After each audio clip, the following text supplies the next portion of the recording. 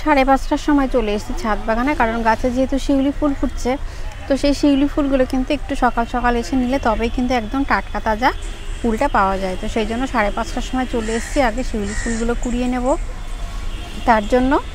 আর শিউলি ফুল গাছে তো এখন ফুল ফুটতে শুরু করেছে, এখন থেকে কিন্তু লাগাতার শিউলি ফুলের হতে থাকবে। আর এই শিউলি ফুলের যেহেতু যাতে ফুলের সাইজটা খুব ভালো হয়, তার জন্য গাছে কি খাবার দেবো সেটা আজকে আপনাদের সঙ্গে শেয়ার করব। আর ছাদ বাগানে কি কাজ করছি সেটাও একটু দেখাবো আজকে আপনাদেরকে। তো শিউলি ফুলগুলো আগে একটু কুড়িয়ে নিই আমি। আর শিউলি ফুলটা কিন্তু সারাদিন টাটকা তাজা যদি আমরা রাখতে চাই, তাহলে আমাদেরকে শিউলি ফুলগুলো নিয়ে একটা কাচের প্লেটে বা যে কোনো প্লেটের মধ্যে সামান্য জল দিয়ে যদি শিউলি ফুল করে রাখতে পারি, তাহলে কিন্তু সারা দিন একদিন পর্যন্ত কিন্তু ফুলটা পুরো একদম টাটকা তাজা রাখা যায়। আর এবারে একটু দোপাটিটাও একটু দেখাই, কারণ এইটা দোপাটি না গোলাপ ফুল সত্যিই বোঝা মুশকিল। কারণ ফুলটা দেখুন, শুধু একটু গোলাপকেও কিন্তু হার মানিয়ে দেবে, এত সুন্দর আর এত পরিমাণে গাছে ফুল ফুটতে শুরু করেছে। তো ভীষণই ভালো লাগছে। তো ছাদ বাগানের এই ভ্যারাইটিটা কিন্তু আমি বীজটা কিনেছিলাম, এবং এই বীজের প্যাকেটটা কিনে এনে আমি কিন্তু বেশ কিছু বীজ বসিয়েছিলাম, তার মধ্যে মাত্র কয়েকটি গাছ হয়েছে। দুবারে আমি বীজটা ফেলেছিলাম। তো লাস্টবারে যেটা ফেলেছি তার মধ্যে দেখুন এই সাদাটা হয়েছে, আর প্রথমে যেটা দিয়েছিলাম সেটা থেকে লালটা বেরিয়েছে। তো সাদা আমার কাছে এখন দুটো হয়েছে, আর এই লালটা কিন্তু দেখতে ভীষণই সুন্দর, কিন্তু ওইটার মতো নয়। এটার ভ্যারাইটিটা কিন্তু একটু ফুলের পাপড়িটা একটু কম আছে। ওই পাপড়িটা যেমন একদম পাপড়িতে ঠাসা, সেটা কিন্তু নয়। তো এটাও বেশ অনেক দিন ধরে ফুল দিচ্ছে। নার্সারি থেকে যখন বীজ কিনতে যাই তখন কয়েকটা চারা কিনে এনেছিলাম, তার মধ্যে দুটো চারা আমি বাঁচাতে পেরেছিলাম। তার মধ্যে একটা গাছ কিন্তু কয়েকদিন আগেই সেই সাদা গাছটা হঠাৎ করে জল জমে গিয়ে গাছটা নষ্ট হয়ে গেছে, আর এই একটাই আছে। আর ছাদ বাগানে দেখুন সকাল সকাল কে চলে এসছে বন্ধু পোকা, সেটা হচ্ছে দেখুন ওই যে শিম গাছের মধ্যে ঘুরে বেড়াচ্ছে হচ্ছে ভ্রমর। তো এই ভ্রমরই কিন্তু শিম গাছের পলিনেশন কিন্তু মেনলি দেখছি এদের জন্যই পলিনেশন হয়। আর এটা যদি না আসে তাহলে কিন্তু পলিনেশন হবে না। তো সেক্ষেত্রে পলিনেশন না হলে গাছে কিন্তু শিমটাও সেরকমভাবে হয় না। আর এদিকেও কিন্তু গাছে বেশ ফুল ফুটতে শুরু করেছে। আর ছাদ বাগানে কিন্তু যেহেতু আজকে একটু রোদ উঠেছে আর কালকেও সেরকম বৃষ্টি হয়নি, তো আজকে একটু মাটির কাজ করব। আর আগের দিন যেটা করেছি সেটা হচ্ছে আরেকটা শিউলি ফুলের গাছ নিজে থেকেই হয়েছিল, সেই চারাটাও কিন্তু আমি রিপোর্ট করেছি। আর এদিকে দেখুন কামরাঙা গাছে কি পরিমাণে কামরাঙা ধরেছে, তেমনি কিন্তু সবেদা গাছেও সবেদা এসছে। আর এদিকে কাটোয়ারাটা তো একদম পেকে বীজগুলো নিয়ে তো শাকের গাছ তৈরি করেছি। আর এই কাটোয়ারাটা কিন্তু এবারে তুলে নিয়ে গিয়ে আমি বীজগুলো নিয়ে উপরে যে চিলেকোঠার উপরে যে গ্রো ব্যাগটা আছে তার মধ্যে বীজগুলো দিয়ে দেবো। তো এই ট্রেটার মধ্যে ছিল হচ্ছে সেই শিউলি ফুলের গাছটা। তো শিউলি ফুলের গাছটা আমি রিপোর্ট করেছি। যেহেতু মাটিটা খুব নরম ছিল, তুলতে কোনো অসুবিধা হয়নি। আর এই পাশের ট্রেটা আছে শিম গাছ। তো শিম গাছের এই যে টবগুলো আছে এর মধ্যে বিভিন্ন রকম কিন্তু ছোট ছোট কাটিং বসানো আছে, বীজ বসানো আছে। তো এই শিম গাছটা কিন্তু নতুন ফুল আসতে শুরু করেছে, আর দু একটা শিম হতেও শুরু করে দিয়েছে। আর এখন এই গাছে কিন্তু প্রচুর মাত্রায় ফুল এসছে। আর এবারে কিন্তু এই গাছটা থেকেও কিন্তু প্রচুর পরিমাণে শিম পাবো। আর আস্তে আস্তে বৃষ্টিটা কমে গেলে কিন্তু গাছের ফলনটা কিন্তু আরও এমনিতেই বেড়ে যাবে।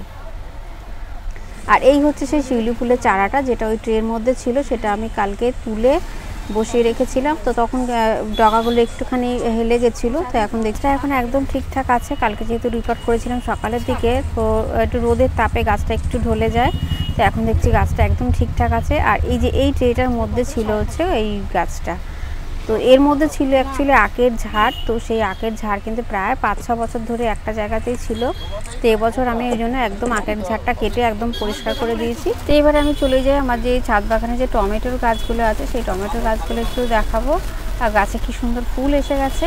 তো গাছগুলো যেহেতু ছোটো ছোটো টবের মধ্যে আছে, তো সেই টবের থেকে তুলে আমাকে কিন্তু গাছগুলোকে এবারে পার্মানেন্ট জায়গায় বসানোর ব্যবস্থা করতে হবে। সেই জন্যই ছাদ বাগানে সবসময় তো মাটির অভাব, টবের অভাব এগুলো তো থাকেই। তো সেই জন্য বিভিন্ন ট্রে খালি করে, আর যেহেতু লাগাতার বৃষ্টি হচ্ছে, কোনো মাটি শুকনো করতে পারছি না, যেগুলো শুকনো ছিল সমস্তটাই কাজে লেগে গেছে।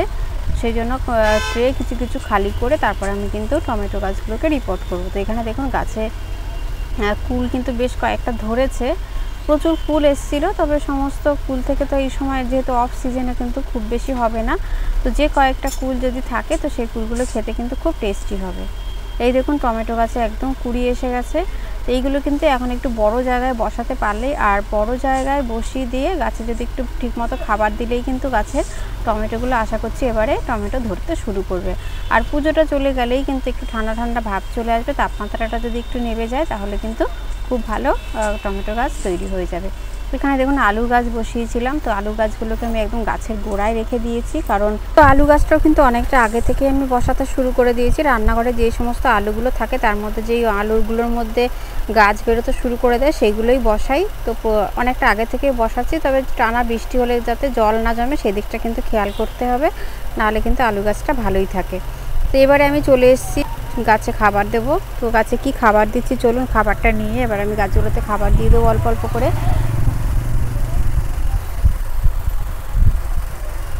আর এখানে যেহেতু শিম গাছটা রয়েছে, শিম গাছেও কিন্তু একটু বেশি মাত্রায় খাবার দিতে হবে, কারণ গাছে প্রচুর ফুল এসছে। তো গাছে যদি খাবারের ঘাটতি হয় সেক্ষেত্রেও কিন্তু গাছে সবজি কিন্তু কম ধরে, সেজন্য খাবারের দিকটাও আমাদেরকে খেয়াল রাখতে হবে। আর সবজি গাছের শিকড় কিন্তু সবসময় ওপরের দিকে যেহেতু আসে, সেই জন্য উপরের দিকটা আমাদেরকে কিন্তু খাবার, আর এই গাছের গোড়ায় কিন্তু কোনো রকম মানে খোঁড়ানো যাবে না, জাস্ট ওপর থেকে আমরা মালচিং হিসাবে খাবার দিয়ে দেবো। তো খাবারটা দিয়ে তার উপর থেকে দিয়ে দেবো মাটি। এটা হচ্ছে ভার্মি কম্পোস্ট। তো এই ভার্মি কম্পোস্টটি কিন্তু আমি আমার ছাদ বাগানের সবজি গাছে আর কখনো কখনো কিছু কিছু ফুল গাছে অল্প পরিমাণে ব্যবহার করি। তো দোপাটি গাছের ফুলগুলো যেহেতু এতটাই সুন্দর হচ্ছে সেজন্য এই দোপাটি গাছেও আমি একটু ব্যবহার করছি। আর শিম গাছের গোড়ায় খাবারটা দিয়ে এবার ওপর থেকে মাটি দিয়ে গাছের গোড়ায় দিয়ে দেবো জল। ওপর থেকে খাবারটা চাপা দিয়ে দেওয়া, চাপা দিয়ে দিলে কিন্তু খাবারটা খুব একটা নষ্ট হবে না। আর মাটি দিয়ে চাপা দিয়ে জল দিয়ে দিলে গাছ কিন্তু এখান থেকে বেশ অনেক দিন পর্যন্ত খাবারটা পাবে। তো গাছে যখন আমরা খাবার দেবো একদম একটুখানি খাবার দিলে হবে না, গাছে যেহেতু অনেকটা বড় হয়ে গেছে তো গাছে একটু খাবারের পরিমাণটাও কিন্তু আমাদেরকে বেশি দিতে হবে। তো এবারে আমি এই ভেজা মাটিটাই দিয়ে দিচ্ছি, কারণ আমার কাছে নেই কোনো রকম শুকনো মাটি। তো এটাই আপাতত দিয়ে দিচ্ছি, দিয়ে ওপর থেকে অল্প জল দেব যাতে খাবারটা পর্যন্ত ভেজে, ব্যাস তাতেই হয়ে যাবে। এরপরে তো লাগাতার আপনাদের সঙ্গে শেয়ার করব। আর শিম গাছে কী কী যত্ন প্রথম থেকে শেষ পর্যন্ত একটা ভিডিও শেয়ার করার চেষ্টা করব আপনাদের সঙ্গে। প্রথম থেকে গাছগুলোকে কীভাবে তৈরি করেছি এবং গাছগুলোকে কীভাবে কখন কী কী খাবার দিয়েছি সেগুলোও শেয়ার করব।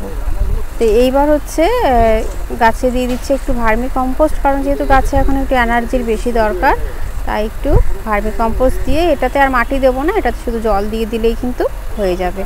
তো গাছের গ্রোথটা ভীষণই ভালো, গাছে কিন্তু এবারে প্রচুর পরিমাণে ফুল হবে।